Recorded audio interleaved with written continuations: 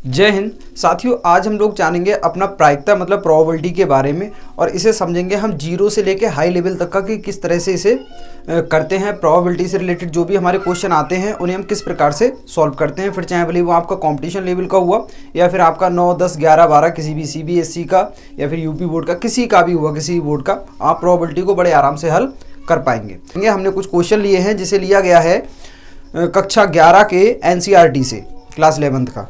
तो हम ज़्यादा टाइम को ख़राब ना करते हुए चलिए शुरू करते हैं। तो सबसे पहले जान लेते हैं कि आखिर प्रायिकता होता क्या है। तो समझिए, देखो, किसी भी घटना का घटित होना या घटित ना होना, इस चीज़ का पूर्वानुमान लगा लेना ही क्या कहलाता है भैया? प्रोबेबिलिटी कहलाता है। जैसे अगर हम आप लोगों से बोलें कि आज बरसात होगी, तो क्या ज़रूरी है आज बरसात होगी? तो ये वाली ये घटना कैसी है, मतलब इसका पता नहीं है, बरसात हो भी सकती है या नहीं हो सकती है, लेकिन अगर हम उसका पूर्वानुमान अगर लगा लेते हैं तो ये क्या कहलाता है? हमारा प्रोबेबिलिटी कहलाता है, प्रायिकता कहलाता है।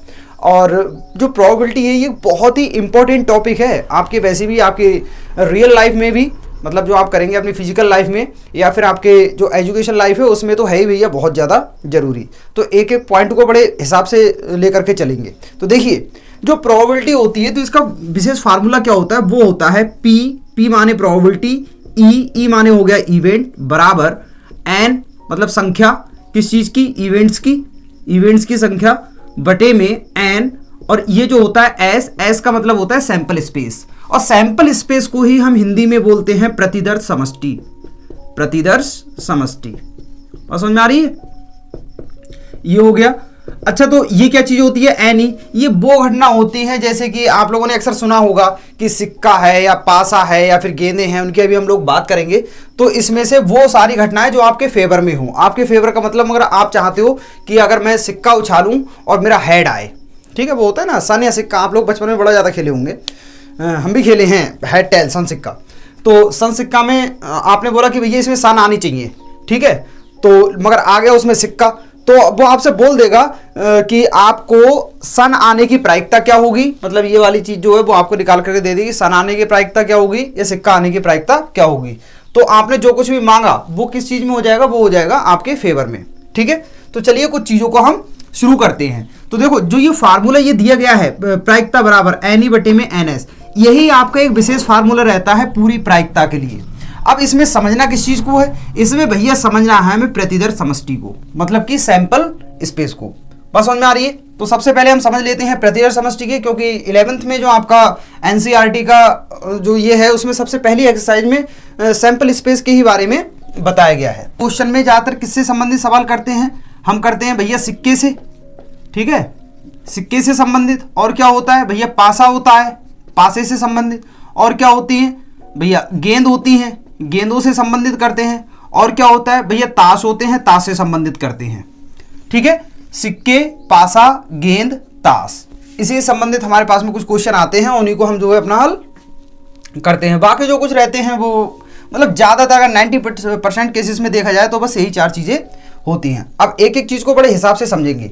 देखो, जो सिक्का होता है इसकी प्रतिदर्श समष्टि को समझिए। देखिए, परिभाषाएं जो भी हो उसे छोड़िए, सबसे पहले हम समझते हैं कि प्रतिदर्श समष्टि आखिर हमसे बोलती क्या है, इसका मतलब क्या होता है। सिक्का होता है, अब भैया सिक्के से आप क्या उपेक्षा कर सकते हो? यही तो उपेक्षा कर सकते हो सिक्के को उछालने के बाद में कि या तो इसमें हेड आना चाहिए या फिर इसमें टेल आना चाहिए, ठीक है। अब ऐसा तो नहीं है ना कि दो चीजों से हट के कुछ और चीज आ सकती है। तो इसकी जो प्रतिदर्श समष्टि होगी, मतलब सैंपल स्पेस होगा, सैंपल स्पेस, वो कितना हो जाएगा भैया? 2 हो जाएगा। 2 क्यों? या तो हेड आ सकता है 1 या फिर टेल आ सकता है 2, ठीक है। तो एक हेड हो गया, दूसरा टेल हो गया। इसी प्रकार से पासा होता है। पासा मतलब वही जो डाई होती है ना, जिसमें आप लोग लूडो खेलते होंगे तो लूडो में देखते हो जो गोटा होता है, जिसे हम लोग गोटा बोलते हैं, इसमें पो आता है, 2 आता है, छक्का आता है, पंजी आती है, यही सब जो होता है वो क्या होती है? डाई होता है, हमारा पासा होता है। पासे में अंक हमारे मैक्सिमम कहाँ तक होते हैं भैया? 6 तक होते हैं, ठीक है।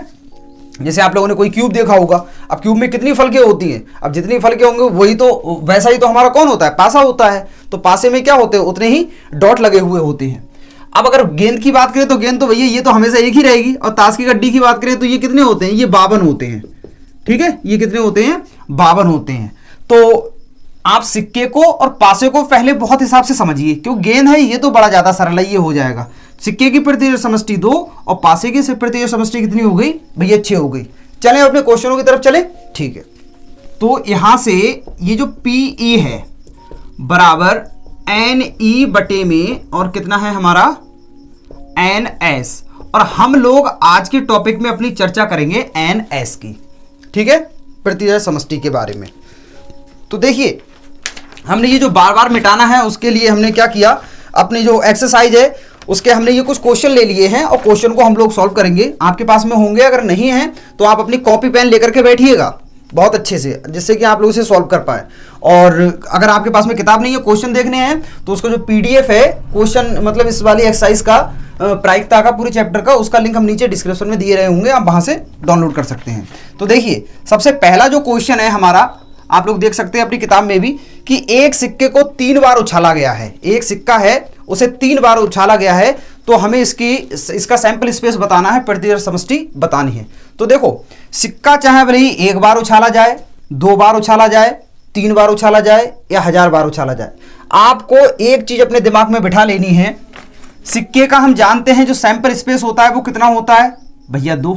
सिक्के का सैंपल स्पेस कितना होता है, 2 ही तो होता है। अब 2 के बाद में आपको क्या करना है, यहां पर इसकी घात में जितनी बार उछाला जाए उतना ही लिखना है। अब एक सिक्का कितनी बार उछाला गया है, 3 बार उछाला गया है, तो 2 की घात हो जाएगी आपकी 3, मतलब जो इसका जो सैंपल स्पेस आएगा वो कितना हो जाएगा भैया 8 हो जाएगा, ठीक है। अगर कोई बोले कि अब इस वाली चीज को आप समुच्चय के रूप में लिखो, इसे सेट के रूप में लिखो, फिर हम कैसे लिखेंगे, तो उसे समझिएगा। उसे हम ऐसे लिख सकते हैं, जो ये 8 है, अब 8 का आधा कर दो, 8 का पहले करोगे आधा, तो कितना आया भैया, भैया हमारे पास में आया 4। तो इसका मतलब ये है, अब सिक्के में क्या होता है, हेड और टेल ही तो होता है, एक हेड होता है दूसरा टेल होता है, एक चित्त होता है दूसरा पट्ट होता है। 4 हेड लिखो, हेड हेड, अब 4 टेल लिखो, टेल टेल टेल टेल, बस समझ में आ गई। ये हो गया हमारा 4 हेड 4 टेल, मतलब अगर जब हम इसका समुच्चय बनाना है, सेट बनाना है, तो अब 4 का भी आधा कर दो, तो कितना आ गया भैया 2 आ गया, मतलब 2 बार हेड हेड और 2 बार tail tail, head head tail tail. अब 2 का भी आधा कर दो, ठीक है, 2 एकम 2, मतलब कितना आया हमारे पास में भैया 1 आ गया। 1 बार हेड, 1 बार टेल, 1 बार हेड, 1 बार टेल, 1 बार हेड, 1 बार टेल, 1 बार हेड, 1 बार टेल। देखो 1 2 3 4 5 6 7 8, ये हो गई। तो आपके सिक्के की प्रतिदर्श समष्टि कितनी हो जाएगी, अगर किसी सिक्के को 3 बार उछाला जाए तो हो जाएगी उसकी 8। बहुत अच्छे समझ में आ गई होगी। इसके बाद में जो हमारा नेक्स्ट क्वेश्चन है, सबसे पहले देखिए हम अपने सिक्के वाले सवाल कर लेते हैं, ठीक है। सिक्के वाले जितने भी क्वेश्चन है पूरी एक्सरसाइज से अपने वही कर लेते हैं, सही 7-8 सवाल हैं हमने ढूंढ करके रखे हैं, तो हमने सोचा कि लाओ यही सभी क्वेश्चन को हम लोग चर्चा करेंगे, बहुत अच्छे से समझेंगे। तीसरे नंबर का क्वेश्चन है, एक सिक्का 4 बार उछाला गया है। अब भैया देखो इसमें 3 बार उछाला जा रहा था, इसमें कितना 4 बार उछाला जा रहा है। अब जब 4 बार उछाला जा रहा है तो हम क्या करेंगे, तो हम कर देंगे बड़े आराम से, 2 की पावर कितनी हो जाएगी भैया 4 हो जाएगी। फिर उसके बाद में 2 की पावर 4 हो गई, 2 दूनी 4 दूनी 8 दूनी 16, इसका सैंपल स्पेस कितना हो जाएगा 16 हो जाएगा। अब आप 16 को लिखोगे कैसे, अगर जब आपके इसके समूह बनाना है तो फिर आप कैसे करके करोगे, तो उसके लिए हम क्या करेंगे, सबसे पहले इसका आधा करेंगे, तो मतलब क्या आ गया हमारे पास में आ गया 8। अब देखो 8 बार H, 8 बार H H H head head, ये हो गया यहां से हेड। अब 8 बार आप क्या लिखोगे, 8 ही बार हमें क्या लिखना है, टेल लिखना है, ठीक। 4 5 6 और यहां से लिख देते हैं 7 और फिर उसके बाद में 8। अब उसके बाद में देखिए, अब 8 का आधा कर दो, 8 का आधा करेंगे तो कितना हो गया 2 चौक 8। अब 4 बार हेड हेड, 4 बार टेल टेल, फिर से हेड 4 बार, फिर से टेल 4 बार। अब अगली चीज इसका भी आधा करो तो कितना हो गया भैया 2 आ गया। 2 बार हेड हेड, 2 बार टेल टेल, 2 बार हेड हेड, 2 बार टेल टेल, हेड हेड और यहां से हो गया आपका टेल टेल। उसके बाद में 2 का भी आधा कर दो तो कितना आ गया भैया 1 आ गया। तो 1 बार हेड, 1 बार टेल, 1 बार हेड, 1 बार टेल, 1 बार हेड, 1 बार टेल। इस प्रकार से आप जो है अपना पूरा लिख करते हुए चले जाएंगे। ये दोनों क्वेश्चन आपको बहुत अच्छे समझ में आ गए होंगे। चलिए अब अगले क्वेश्चन की तरफ बढ़ते हैं, चौथे नंबर के क्वेश्चन की तरफ। एक सिक्का उछाला गया है और एक पासा फेंका गया है। अब देखो दोनों चीजें हुई हैं, सिक्का उछाला गया है सिक्का कितना है, एक ही तो है। अब एक ही बार उछाला गया। यहां पर आप लोगों को थोड़ा दिमाग लगाना है अपना, बहुत ध्यान से समझिएगा। इसीलिए हमने आपसे बोला कॉपी और पेन और किताब पास में लेकर के बैठिए, किताब से आप क्वेश्चन देखते रहिए। तो एक सिक्का, जब एक सिक्का उछाला जाएगा तो या तो हेड आ सकता है या फिर हमारा टेल आ सकता है। बस समझ में आ रही है? मतलब एक इसकी प्रतिदर्श समष्टि मतलब सैंपल स्पेस कितना होता है, डबल एस कितना होता है, इसका दो ही तो होता है। तो देखो या तो इसमें हेड आ सकता है या फिर टेल आ सकता है। अब बात करें डाई की, जब डाई फेंकी जाएगी मतलब कोई जब पासा फेंका जाएगा, अब पासे में तो होते हैं भैया 6 अंक। देखो ये 1 2 3 4 5 6 यही तो होते हैं ना। तो एक जब हेड फेंका जाएगा तो हेड के साथ में हो जाएगा H1 H2 H3 H4 H5 और H6। बात समझ में आ गई? ये हो गए। और जब टेल आएगा तो टेल के साथ में T1 T2 T3 T4 T5 T6। अच्छा ये क्या है 1 2 3 4 5 6? ये है डाई। मतलब क्या बोल रहा है हमसे कि एक सिक्का उछाला गया है और एक पासा फेंका गया है। ठीक है, तो सिक्के में मान लो अगर जब हेड आएगा तो उसके साथ में या तो ये हो सकता है और या फिर 2 आ सकता है या फिर 3 आ सकता है। मतलब जैसे आप ऐसे करके समझिए, आपने हेड किया, ठीक है, आपने किया, हेड आ गया। अब तुरंत आपको क्या करना है, एक पासा भी अपना फेंकना है। तो पासे पर यही तो आ सकता है, इन्हीं 6 में से तो कोई एक आ सकता है। या फिर टेल आएगा तो टेल के साथ में भी इन्हीं 6 में से कोई ना कोई एक आ सकता है। बात समझ में आ गई? क्लियर हो गया? आगे बढ़ते हैं 5वें नंबर का। एक सिक्का उछाला गया केवल उस दिशा में जब सिक्के पर चित्त प्रकट होता है और तुरंत ही फिर क्या फेंका गया, पासा फेंका गया। तो देखो एक हेड है और दूसरा टेल है। ठीक, इसे मान लेते हैं चित्त और इसे मान लेते हैं पट। ठीक, ये हो गया आपका पट। क्वेश्चन को बहुत अच्छे से समझिए, फिर आगे आपको कुछ भी जानने की कोई आवश्यकता है ही नहीं, इसी को अगर आपने बहुत अच्छे से समझ लिया तो। हेड आता है तो क्या किया जाता है, मतलब चित्त आता है तो क्या किया जाता है, एक पासा फेंका जाता है। पट आएगा तो भैया उसकी तो कोई बात ही नहीं कर रहा है, तो हमें तो उससे कोई मतलब ही नहीं है। तो देखो जैसे ही हेड आएगा तुरंत पासा फेंका जाएगा, पासे पर एक भी आ सकता है। या फिर जैसे ही हेड आएगा पासा फेंका जाएगा तो 2 भी आ सकता है पासे पर। जैसे ही हेड आएगा 3 भी आ सकता है। जैसे ही हेड आएगा डाई को फेंकेंगे 4 भी आ सकता है। जैसे ही हेड आएगा डाई को फेंकेंगे 5 भी आ सकता है। जैसे ही हेड आएगा डाई को फेंकेंगे और 6 भी आ सकता है। और जैसे ही टेल आ गया तब तो फिर कोई बात ही नहीं है, सब एकदम टाइट एफिस। तो अगर देखा जाए तो इसका सैंपल स्पेस कितना हो गया, 1 2 3 4 5 6 और कितना हो गया 7। तो इसका जो सैंपल स्पेस होगा मतलब प्रतिदर्श समष्टि जो होगी वो कितनी हो जाएगी, वो हो जाएगी भैया आपकी 7। बात समझ में आ गई? अब बढ़ते हैं आगे। हमारा अगला क्वेश्चन हमसे बोल रहा है 10वें नंबर का, क्योंकि ये भी आपका सिक्का वाला ही है, बाकी के फिर हम अभी और करेंगे धीरे धीरे करके। एक परीक्षण में एक सिक्के को उछाला जाता है और यदि उस पर चित्त आता है तो उसे पुनः उछाला जाता है। अब देखिए यदि जब हेड आ गया तो फिर क्या किया जाएगा, उसे फिर से उछाला जाएगा। यदि पहली बार उछालने पर ही पट होता है तो एक पासा फेंका जाता है। प्रतिदर्श समष्टि ज्ञात कीजिए, मतलब इसका सैंपल स्पेस ज्ञात कीजिए। तो देखिए भैया, जो एक सिक्के को जैसे ही उछाला जाएगा तो या तो हेड आ सकता है या फिर टेल आ सकता है। हमने सिक्का उछाला, हमारा आ गया हेड, और जैसे ही हेड आया फिर क्या होगा, हम सिक्के को फिर से दोबारा से फिर से उछालेंगे। फिर से जब उछालेंगे तो फिर से क्या आ गया, हमारा हेड भी आ सकता है या हमारा क्या हो सकता है, हमारा टेल भी आ सकता है। देखिए पहले इसे देखिए, पहली बार हमने सिक्के को उछाला तो हमारा हेड आ गया, ठीक है। जब हेड आएगा तो दोबारा से फिर उछालेंगे, जब दोबारा से उछालेंगे तो या तो हेड आ सकता है, ठीक है, या फिर हमारा क्या हो सकता है, टेल आ सकता है। तो एक एच इस वाले एच के साथ में, एक एच टी के साथ में, ठीक। और अगर जब हमारा टेल आ गया, मान लो ये क्या हो गया, हमारा टेल आया पहली बार में ही, तो क्या हो जाएगा, तो हम तुरंत क्या करेंगे, एक डाई फेंकेंगे, मतलब T1, तो हमारा 1 आ सकता है, या फिर हमारा T2 आ सकता है, या फिर T3 आ सकता है, या T4 या T5, या फिर हो सकता है हमारा T6। अब बात की जाए इसकी प्रतिदर्श समष्टि कितनी हो जाएगी, तो गिन लो 1 2 3 4 5 6 7 8।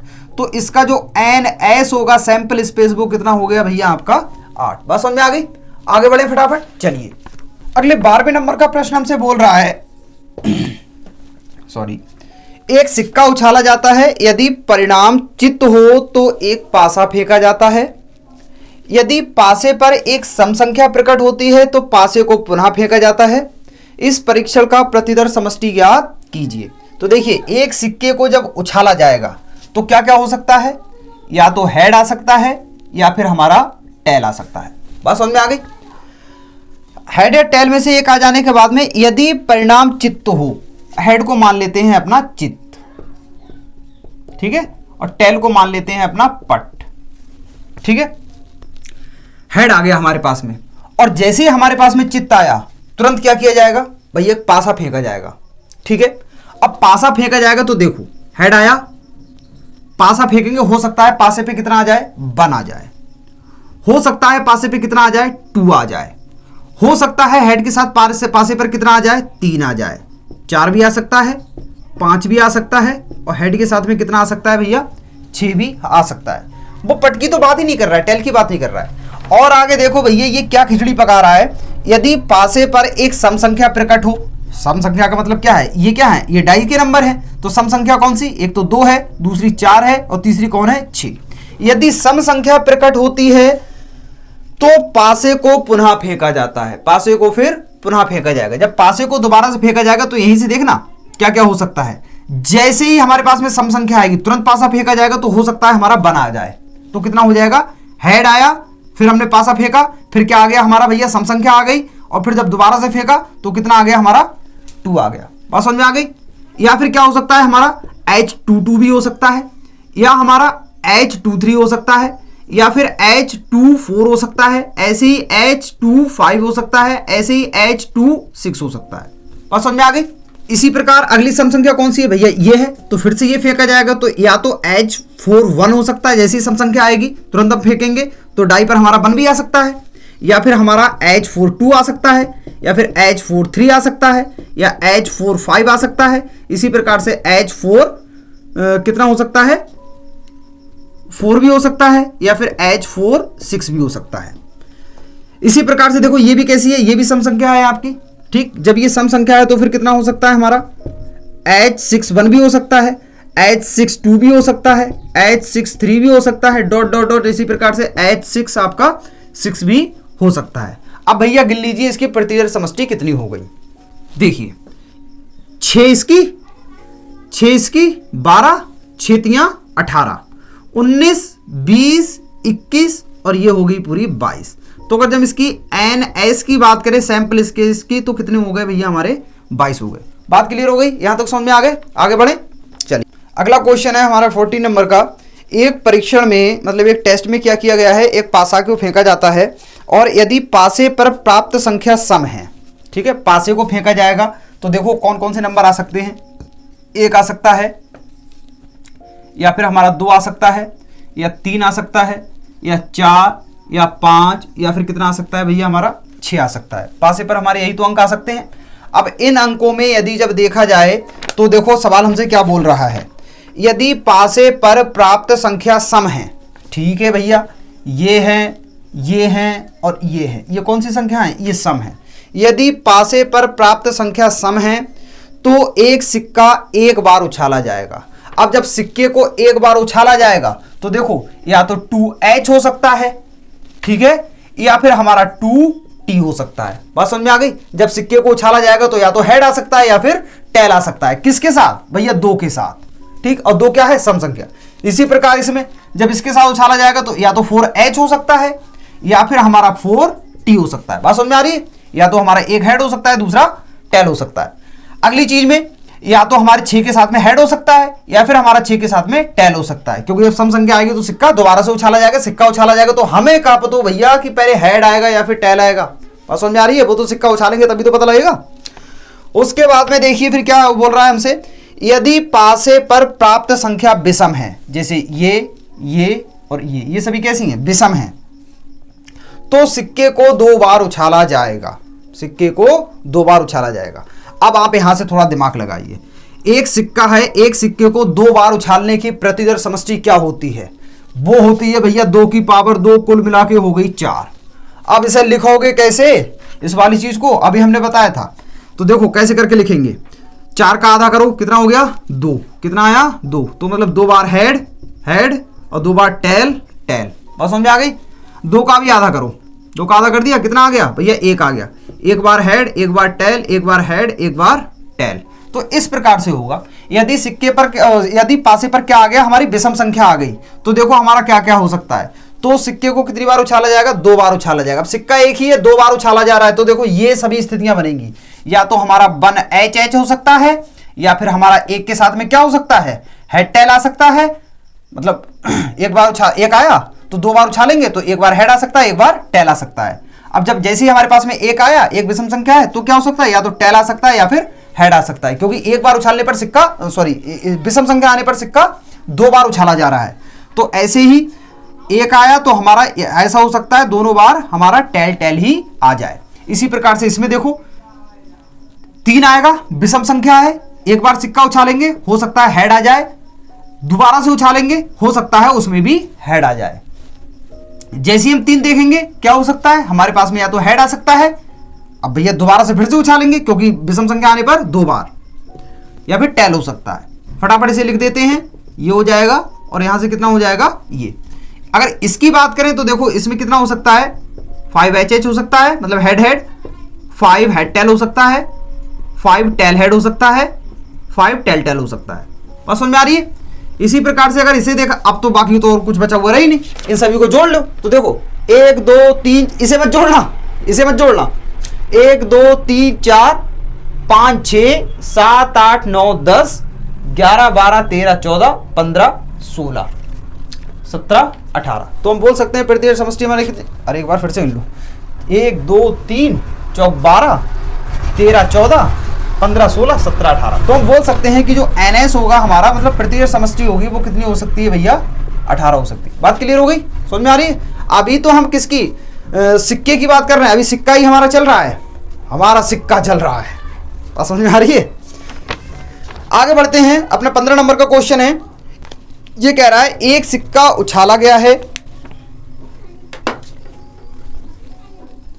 यदि इस पर पट प्रकट होता है, पट का मतलब है वही हेड टेल, टेल प्रकट होता है, तो देखो सिक्के को उछालेंगे तो या तो हेड आएगा या फिर क्या हो जाएगा, हमारे पास में टेल आ जाएगा। अब देखिए एक डिब्बे में जिसमें 2 लाल और 3 काली गेंदें रखी हुई हैं। एक डिब्बा है, मान लो ये कोई एक डिब्बा बना हुआ है, इसमें कैसी है भैया, 2 लाल गेंदें हैं और 3 कैसी हैं भैया, काली गेंदें हैं। बात समझ में आ रही है। एक सिक्का उछाला गया, यदि इस पर पट प्रकट होता है, पट मतलब इस पर टेल आता है, या हो गया आपका पट और ये हो गया आपका चित्त, ये पट और ये हो गया आपका चित्त। यदि पट प्रकट होता है तो एक डिब्बे में से जिसमें 2 लाल और 3 काली गेंदें ये रखी हुई हैं, एक गेंद निकालते हैं।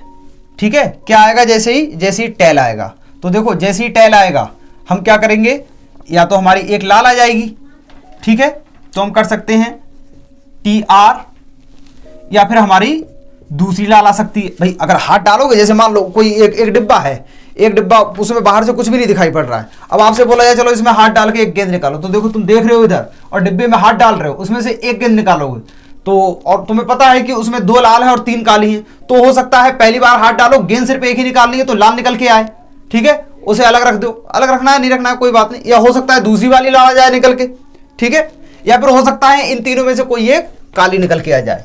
तो या तो TR हो सकती है, मतलब ये टेल, जैसे ही टेल आएगा तो हम क्या करेंगे, एक गेंद निकालेंगे तो वो R1 हो सकती है या फिर R2 हो सकती है। ये R1 पहली लाल गेंद के लिए, R2 दूसरी लाल गेंद के लिए, या फिर हमारा TB1 हो सकती है, मतलब काली एक गेंद ब्लैक 1, या फिर हमारा TB2 हो सकती है, या फिर हमारा TB3 हो सकती है। बात समझ में आ गई। आगे बोल रहा है यदि सिक्के पर चित्त प्रकट होता है तो एक पासा फेंका जाता है। ठीक है, जैसे ही इस पर चित्त प्रकट होगा तो तुरंत क्या फेंका जाएगा, एक पासा फेंका जाएगा। तो पासे पे क्या हो सकता है, या तो H1 आ सकता है, या फिर हमारा H2 या H3 या H4 या H5 या H6, यही तो हो सकते हैं। अब बात की जाए इसकी प्रतिवर्ष समष्टि की, मतलब NS की, तो देख लीजिए भैया कितना हो गया, 1 2 3 4 5 6 7 8 9 10 11। ठीक है, तो हम बोल सकते हैं इसका जो NS होगा वो कितना हो जाएगा भैया, 11 हो जाएगा। और समझ आ गई? तो प्यारे बच्चों, आज की वीडियो में हमारा इतना ही रहेगा। आज हमने आपको NS के बारे में समझाया है और इसमें आपका जो कोई सा भी मतलब जो क्वेश्चन बाकी के जो रह गए हैं, अगर आप इन्हें अच्छे से प्रैक्टिस करते हैं तो बाकी को और आपको कोई सा भी क्वेश्चन नहीं बचेगा। अगर फिर भी आपको किसी क्वेश्चन में कोई प्रॉब्लम आ रही है तो आप हमें कमेंट करके बताइएगा। और अपने नेक्स्ट वीडियो में बात करेंगे एनी मतलब इवेंट्स के बारे में, घटनाओं के बारे में, जिससे कि आपकी जो प्रायिकता होगी वो और भी ज़्यादा क्लियर हो जाएगी। तो उसके लिए आप लोग बने रहिए हमारे साथ में। इसी के साथ में मिलते हैं अपने नेक्स्ट वीडियो में। जय हिंद।